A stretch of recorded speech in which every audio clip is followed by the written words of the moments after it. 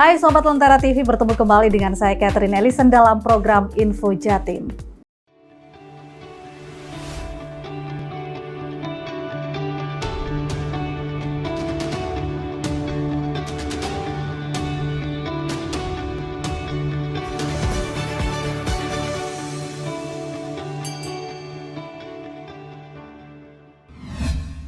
Nah, kita mulai informasi dari Kota Surabaya. Agar semakin besar peluang pasar untuk UMKM di Jawa Timur, pemerintah Provinsi Jawa Timur menargetkan 1.000 pesantren yang ikut dalam program One Pesantren One Product di tahun 2002 ini. Dihadiri oleh Gubernur Jawa Timur Khofifah Indar Parawansa dalam forum silaturahmi dan temu bisnis pesantren peserta UPOP atau One Pesantren One Product tahun 2022. Ketua OPOP Jatim Wahid Wahyudi memaparkan bahwa jika selama tahun 2021 setidaknya sudah ada 550 pesantren yang melaksanakan program OPOP. Sedangkan pada tahun 2022 ini, OPOP Jatim sudah mengumpulkan 250 pesantren. Sehingga jika di total untuk saat ini sudah ada 750 pesantren yang sudah mengikuti program OPOP ini. Sehingga tinggal 250 pesantren lagi supaya bisa memenuhi target 1.000 pesantren yang ikut dalam program OPOP pada tahun ini. Jadi sampai tahun 2021 pesantren di Jawa Timur yang sudah ikut program OPOP sejumlah 550 pesantren. Dan pada tahun 2022 ini akan kita tambahi 200 pesantren. Sehingga di akhir tahun 2022 pesantren yang mengikuti program OPOP sudah sebanyak 750 pesantren. Kemudian tahun 2023 nanti akan kita tambahi lagi 250 pesantren. Sehingga diharapkan pada akhir tahun 2023 sudah ada 1.000 pesantren yang ikut program OPOP dan diharapkan tahun 2024 1.000 pesantren ini sudah betul-betul bisa melaksanakan program OPOP secara real.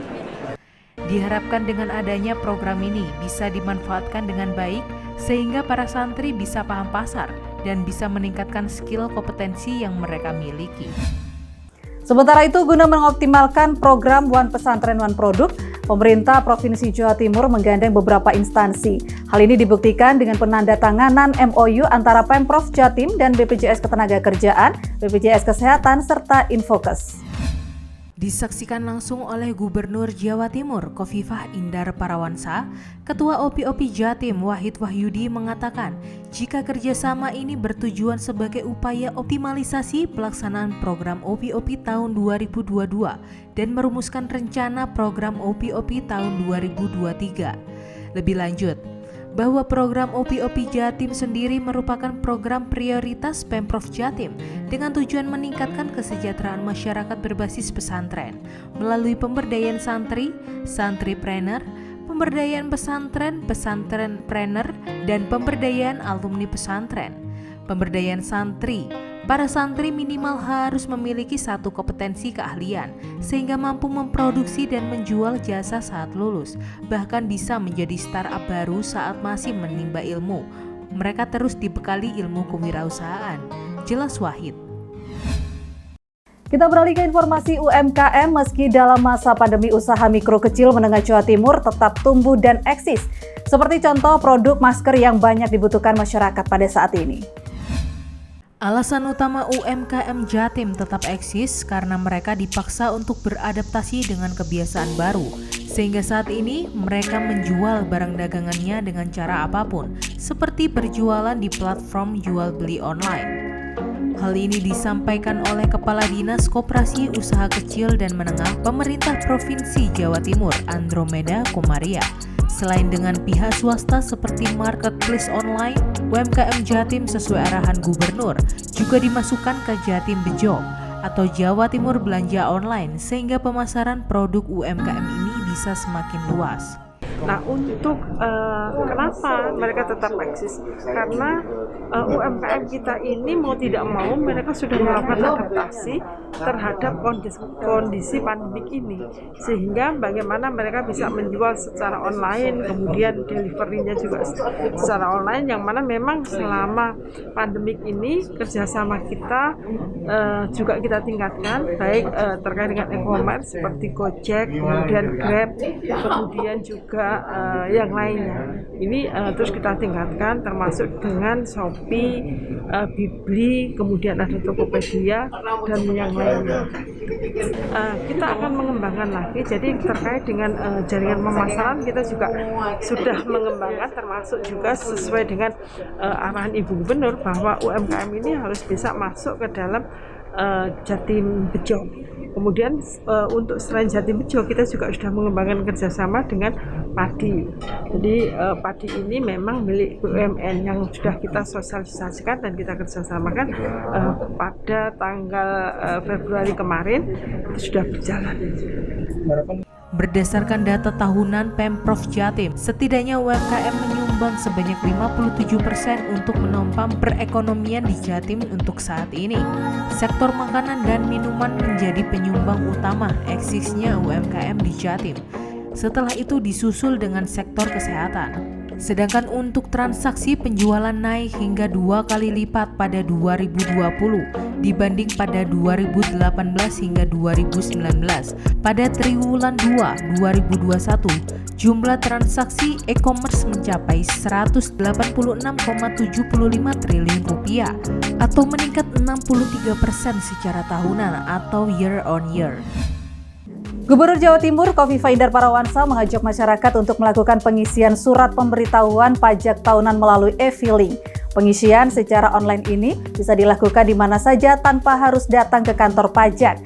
Dan berikut ajakan dari Ibu Gubernur untuk menggunakan e-filing.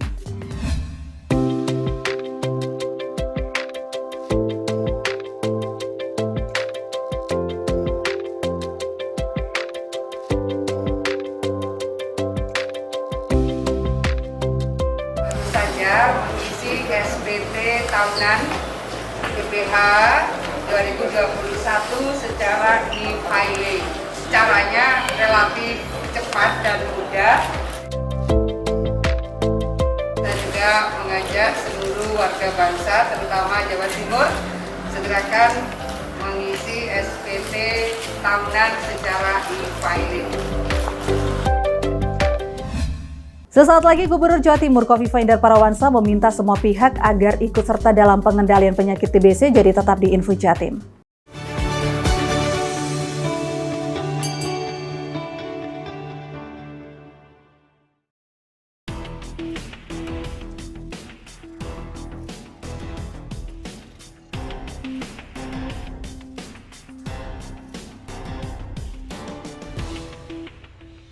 Penasaran kapan pandemi ini selesai? Salah satu sinyal positif kita untuk keluar dari pandemi ini adalah saat sudah ada vaksinnya. Kabar baiknya, vaksin COVID-19 sedang dalam masa persiapan untuk diproduksi. Salah satu tempatnya di sini nih. Tapi sebelum bahas soal kemajuan vaksin itu sendiri, udah tahu kan kenapa vaksin itu penting? Wajar ya kalau saat pandemi kayak sekarang ini, semua perlu dijelasin secara detail. Tapi vaksin sebenarnya bukan hal yang baru kan? Kita sudah akrab kan dengan vaksinasi sejak kecil? Mungkin bagi sebagian lebih tahu kalau saya bilangnya imunisasi. Tujuan vaksin atau imunisasi tersebut adalah menimbulkan kekebalan tubuh buatan, supaya kalau ada virus yang aslinya masuk ke dalam tubuh, maka daya tahan tubuh kita sudah siap melawan. Nah, agar makin banyak orang yang daya tahan tubuhnya siap terhadap virus, kita semua harus divaksinasi. Nanti kalau sudah semakin banyak yang sudah divaksin, semakin rata kekebalan tubuh kita semua. Virus akan kehilangan orang yang bisa dijadikan tempat hidup. Nah, itulah di mana herd immunity sudah terbentuk. Apabila sekelompok manusia atau masyarakat memiliki imunitas terhadap suatu penyakit infeksi. Dan perlu dipahami bahwa herd immunity itu bisa terjadi apabila ada suatu proses imunisasi. Inilah kenapa vaksinasi jadi salah satu metode yang paling efektif untuk menekan penyebaran virus yang sangat cepat. Terus buat yang nanya, vaksin ada efek sampingnya nggak ya? Jangan khawatir, saat vaksin COVID-19 diproduksi nanti, itu artinya sudah pasti telah lolos uji coba yang berlapis-lapis. Jadi kalau ujinya dilakukan dengan baik, diamati dengan baik, maka potensi untuk memiliki efek samping itu menjadi sangat minimal. Dan bisa saja bahwa risiko itu untuk adanya efek samping itu bisa saja ada, karena itu biasanya kejadiannya kecil. Karena apa? Karena di dalam uji klinisnya kita sudah menggunakan sejumlah masyarakat atau manusia yang dites dulu, dan itu kita amati betul. Efek positifnya dari vaksinasi itu jauh lebih besar daripada potensi efek samping, karena efek samping selalu diamati di dalam uji klinis dan selalu diamankan dari uji tersebut. Sudah jelas kan kenapa kita tidak perlu takut vaksinasi? Sekarang kita tinggal berharap supaya seluruh tahapan uji coba selesai. Vaksin siap diproduksi dan kita semua bisa keluar dari pandemi ini.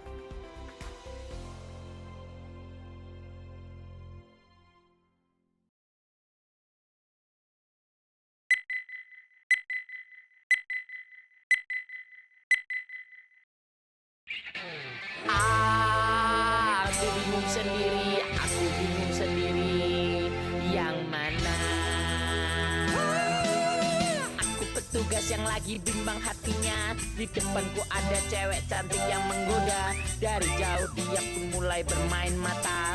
Mas, panggil aku duluan dong, please. Di sana ada bos tajir yang dengan gagahnya datang memamerkan seluruh isi dompetnya, yang sepertinya minta duluan diterima. Bisa duluin saya, Mas? Sementara ada ibu yang sedari tadi rempong mondar mandir tak sabar duduk berdiri, dengan mulutnya seakan siap untuk mencaci. Mas, aku wes cueng teni. Tapi antriannya harusnya bapak yang ini. Lama menanti dengan sabar dan ikhlas hati. Haruskah beliau kan ku tinggal ku lewati? Aduh, aku harus bagaimana ini? Pegang nilai profesi, tidak diskriminasi, ku pilih sesuai nomor antri.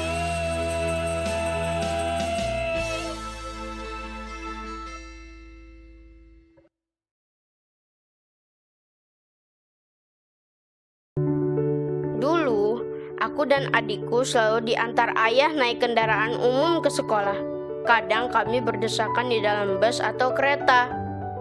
Ayah bilang, setelah pandemi ini kita harus menjaga jarak dengan orang lain, supaya mengurangi resiko terkena virus dan penyakit menular lainnya.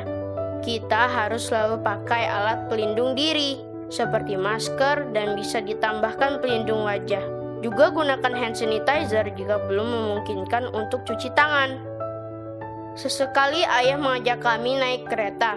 Aku ingat waktu adik pernah ketiduran di dalam kereta.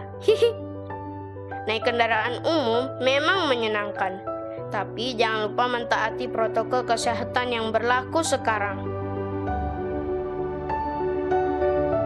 Oke guys, jangan lupa jaga kesehatan kalian. Sampai jumpa.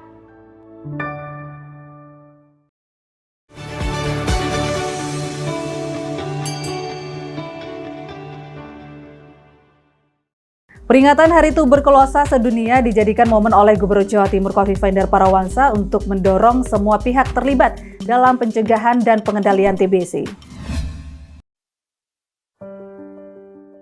Di Jawa Timur pada tahun 2021 tercatat ada 43.263 jiwa penderita TBC, dan ini merupakan kasus TBC tertinggi ketiga di nasional, di mana tertinggi pertama adalah Jawa Barat sebanyak 93.626 jiwa penderita TBC, dan tertinggi kedua adalah Jawa Tengah sebanyak 44.203 jiwa penderita TBC. Dan dalam peringatan Hari TBC Sedunia kali ini, Gubernur Jawa Timur Khofifah Indar Parawansa mengajak semua pihak agar terlibat aktif dalam pencegahan pengendalian TBC, karena TBC itu bisa dicegah dan diobati, sehingga jangan ragu memeriksakan diri ke dokter jika merasakan gejala TBC. Dan harapannya, Dengan mengakhiri epidemi TBC bisa membantu mencapai tujuan pembangunan berkelanjutan negara untuk bisa sejahtera dan setara. Beralih ke informasi yang lain, dukung percepatan kendaraan listrik untuk transportasi jalan untuk kompor induksi untuk rumah tangga. Gubernur Jawa Timur Khofifah Indar Parawansa menerbitkan surat edaran tentang penggunaan kendaraan bermotor listrik berbasis baterai dan kompor induksi di Jawa Timur. Surat edaran nomor 671 tahun 2002 ini merupakan dukungan konkret Pemprov Jatim terhadap Perpres 55 tahun 2019 tentang program kendaraan bermotor listrik berbasis baterai atau Battery Electric Vehicle untuk transportasi jalan. Gubernur Khofifah berharap surat edaran ini akan memacu semangat bersama dalam upaya peningkatan ketahanan energi di sektor transportasi terjadi percepatan, sehingga diharapkan akan terwujud energi yang ramah lingkungan, kualitas udara bersih, serta komitmen menurunkan emisi gas rumah kaca. Di sisi lain, penggunaan KLBB dan kompor induksi ini akan berdampak pada penguatan ekonomi nasional melalui pengurangan impor, subsidi BBM, serta penghematan devisa negara. Gubernur Jawa Timur Khofifah Indar Parawansa pasang target bisa menjadi juara umum lomba kompetensi siswa SMK Indonesia tahun 2022. Hal ini disampaikan Ibu Gubernur saat membuka lomba kompetensi siswa SMK ke-30 tingkat Provinsi Jawa Timur tahun 2022 di Kota Blitar. Dan berikut sambutan dari Ibu Gubernur Jawa Timur.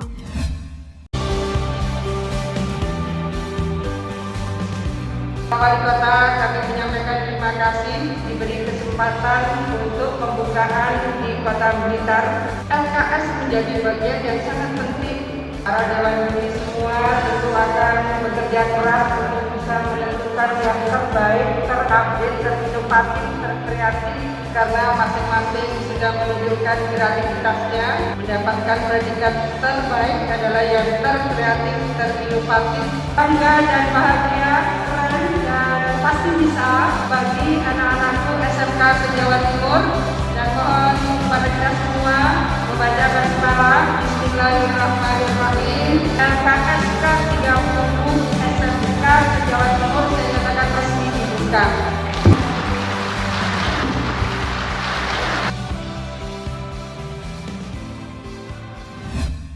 Informasi selanjutnya bersama Bayangkari Polda Jatim, pemerintah Provinsi Jawa Timur menggelar event Canting Jawi Wetan Go Global pada tanggal 26 hingga 28 Maret 2022 di kantor Gubernur Jawa Timur.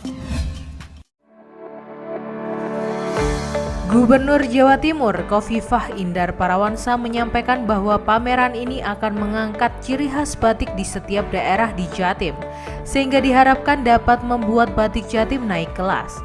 Menurut Gubernur bahwa sebagian besar motif batik di Jatim merupakan cerminan alam, kaya akan nuansa flora fauna, dengan balutan warna cerah maupun aneka corak khas mewakili identitas setiap daerah.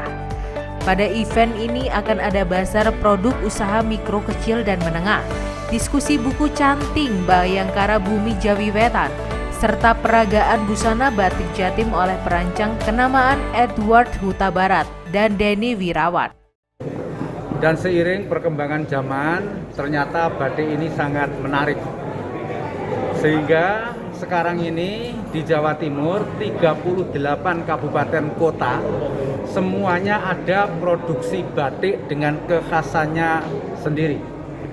Oleh karena itu, pemerintah Provinsi Jawa Timur bekerja sama dengan Bayangkari Jawa Timur mengadakan acara dalam rangka mempromosikan batik Jawa Timur, dan acaranya itu temanya adalah Canting Jawi Wetan Go Global yang akan dilaksanakan mulai tanggal 26 sampai dengan 28 Maret 2022 berlokasi di kantor Gubernur Jawa Timur dan di Tugu Pahlawan depan kantor Gubernur Jawa Timur, di mana acaranya yang pertama adalah pameran UMKM dengan fokus batik, kemudian ada fashion show, kemudian Bu Uli Niko ini juga menyusun buku yang menjelaskan secara detail tentang batik,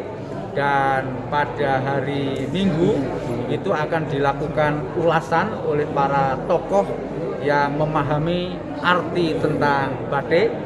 Kemudian tanggal 27 Maret hari Minggu malam di Tugu Pahlawan akan dilakukan fashion show peragaan batik dari desainer-desainer ternama Indonesia. Dan pameran itu akan dilanjutkan sampai Senin tanggal 28 Maret 2022 siang dilakukan penutupan. Sementara itu, Jawa Timur sendiri menargetkan membelanjakan barang dan jasa untuk produk dalam negeri mulai UMKM dan koperasi senilai 26,8 triliun rupiah. Target ini menjadi target yang paling besar di Indonesia.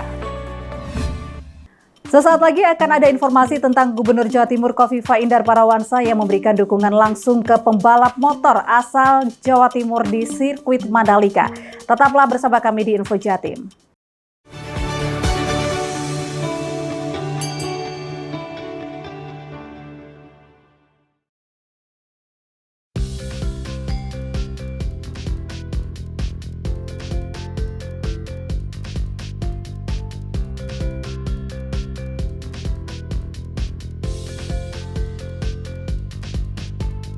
Kita semua memang berbeda, namun kita dihempas badai yang sama, yang mengancam ekonomi dan jiwa. Indonesia kita sedang terluka. Pesan yang kuasa untuk kita kembali sejiwa, bangkit di saat yang sulit. Indonesia menang lawan COVID. Mari bersama-sama kita divaksinasi dan tak lupa menerapkan 5M. Mari kawan semua sukseskan vaksinasi agar Indonesia kita kembali sehat. Mari kawan semua dukunglah vaksinasi agar Indonesia kembali kuat. Koi vaksinasi, tinggal registrasi. Daftarnya gampang, tinggal pakai jari. Ini vaksinasi, jangan ragu lagi. Kau gak perlu takut dan lari. Lagian ini free, kau tinggal sampai sini. Dompetmu gak akan dikebiri. Ayo vaksinasi, gak perlu ragu lagi. Demi masa depanmu nanti dan juga masa depan negeri. Bangkit di saat sulit, menang melawan COVID. Together, yes, we can do it. Bangkit di saat sulit agar menang melawan COVID. Together, yes we can do it. Bangkit di saat sulit agar menang melawan COVID. Together, yes we can do it. Bangkit di saat sulit agar menang melawan COVID. Together, yes we can do it. Sudah lama kita belajar dari rumah, tidak bertemu teman-teman semua. Biasanya kita belajar bersama, penuh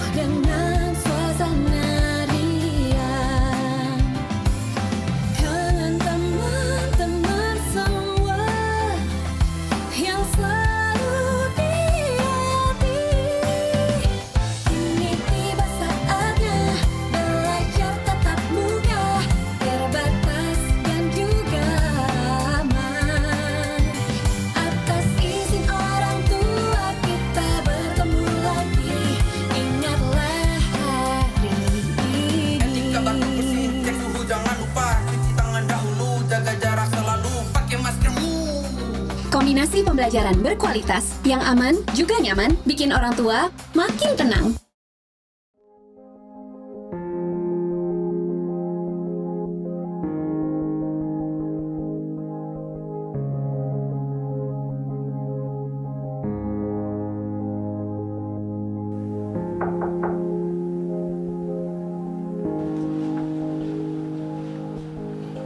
Siapa?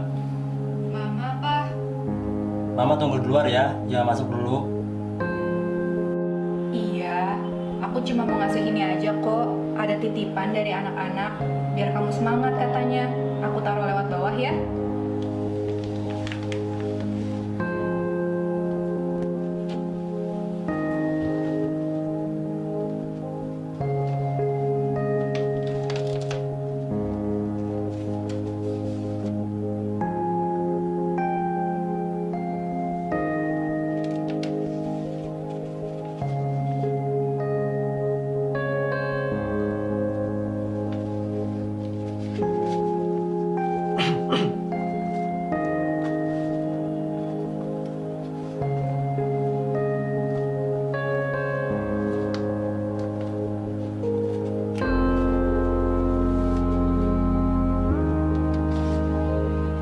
Anak-anak gimana kabarnya, Ma? Alhamdulillah baik, Pak. Tapi semenjak mengungsi di tempat ibu, mereka bilang sering mimpiin kamu. Kangen katanya. Aku juga sih.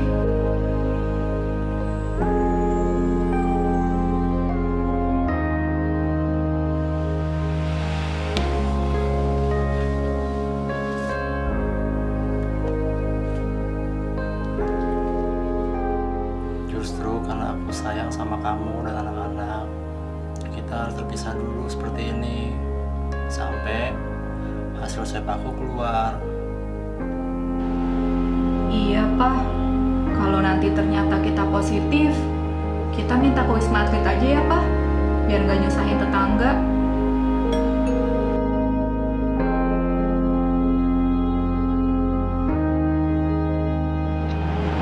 Halo Bu, saya mau tanya paket yang tadi saya kirim udah sampai belum? Oh udah sampai. Itu paketnya buat makan siang Ibu sama Pak Dokter ya. Kan selama ini Pak Dokter udah sering bantu kami. Jadi sekarang saya sama ibu-ibu sini bantu Pak Dokter biar cepet sehat, bisa kumpul lagi sama kita. Semangat terus ya.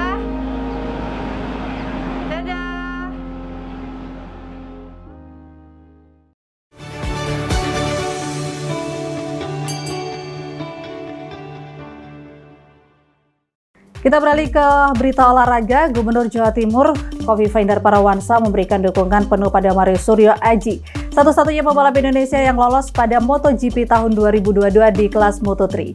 Meski finish di posisi 14, namun Mario Aji berhasil meraih poin perdananya dan berikut dukungan dari Ibu Gubernur pada Mario Aji.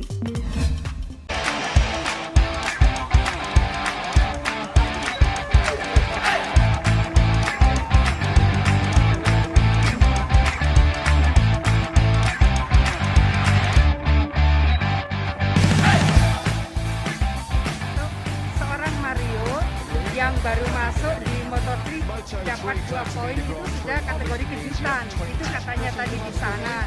Jadi menurut saya ini adalah semangat baru bagi seluruh rider kita, terutama yang masuk GP, termasuk dalamnya adalah Mario.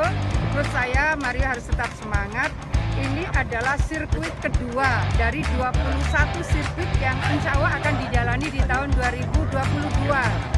Mudah-mudahan terus dia sukses, kemudian masuk Moto2 dan akhirnya masuk MotoGP.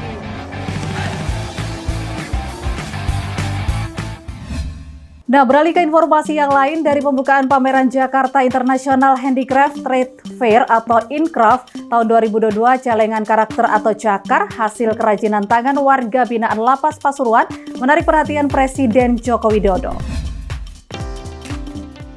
Saat berkeliling di pameran Incraft 2022, tampak Presiden Jokowi singgah di stan komunitas handicraft dan pengrajin sekota Pasuruan. Presiden pun tampak tertarik dengan hasil karya warga binaan Lapas Pasuruan yang turut serta mengirimkan hasil kerajinannya. Para narapidana tersebut mengirimkan karya berupa celengan karakter yang terbuat dari limbah koran bekas. Presiden pun mengapresiasi penyelenggaraan acara tersebut.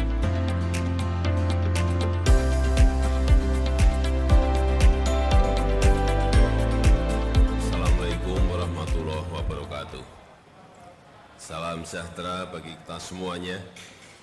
Pertama-tama saya ingin menyampaikan selamat atas diselenggaranya kembali Inacraft tahun 2022 yang menampilkan produk-produk kerajinan yang memiliki kualitas yang baik dari kreasi-kreasi para pengrajin kita. Saya mengajak masyarakat untuk mencintai produk-produk produksi dalam negeri, utamanya produk-produk kerajinan. Ini akan memajukan para pengrajin kita, memajukan UMKM kita. Dan dengan mengucap Bismillahirrahmanirrahim, pagi hari ini Jakarta International Handicraft Trade Fair Inacraft tahun 2022 secara resmi saya buka. Terima kasih. Wassalamualaikum warahmatullahi wabarakatuh.